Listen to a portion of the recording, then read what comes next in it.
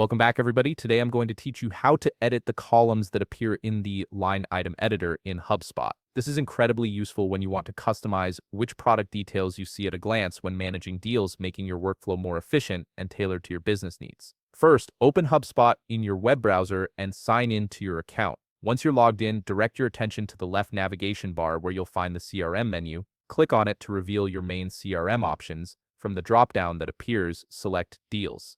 This will take you to your deals dashboard where all your active and closed deals are listed. Now, open any deal by clicking its name in the list. This brings up the deal record with all its associated information. In the deal's right sidebar, you'll need to locate the line items card. This card displays all the products or services attached to this particular deal. Click on it to expand and view the line item editor, which is where you'll manage your product details. Once the line item editor is open, look to the upper right corner where you'll see an Edit Columns button. Click this button to access the customization options. This is the control center for deciding exactly which information columns you want displayed in your line item view.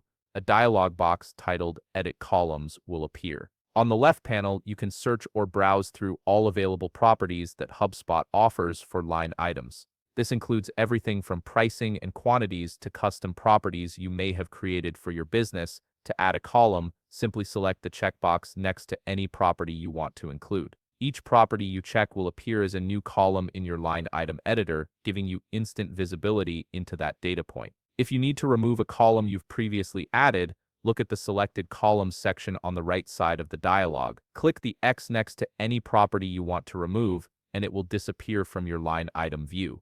You can also reorder your columns by dragging and dropping properties within the Selected Columns section. Simply click and hold on a property, then drag it up or down to position it exactly where you want it in your editor layout. Once you're satisfied with your column selections and arrangement, click Save to apply your changes and close the dialog. Your line item editor will now display exactly the columns you've configured in the order you specified. If you found this video helpful, please leave a like, subscribe, and see you in the next video.